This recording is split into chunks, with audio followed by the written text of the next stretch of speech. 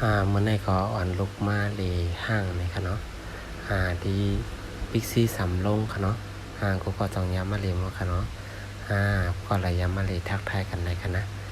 ที่อ่อนลุกมาด้วยในเดือนเสาร์เขาตั้งแต่สงกรานต์นั่นนะเมื่อในเป็นวันสุดท้ายในคณะก็อ่อนมาเลยคณะก็ด้วยจำกันค่ะว่าเม็ดจึงในคณะ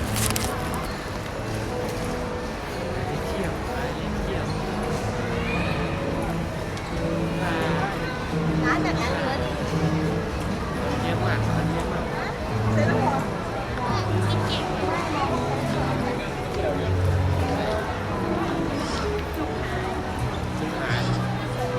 ไปทางไหน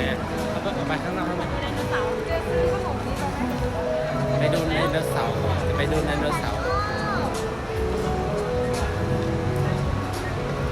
ไหนไดโนเสาร์ที่ไหนไดโนเสาร์ที่ไหน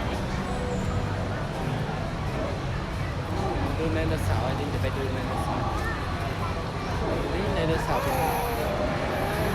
ดูเต่า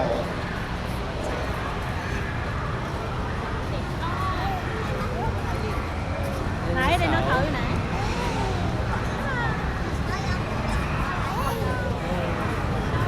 แดดร้อ ไดโน น เสาร์ตัวไหนเป็นตรงกลางขึ้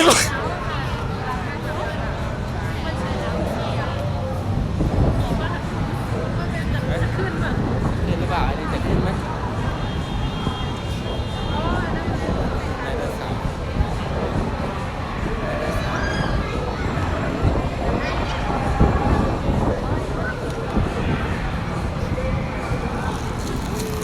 ไดโนเสาร์ตัวโต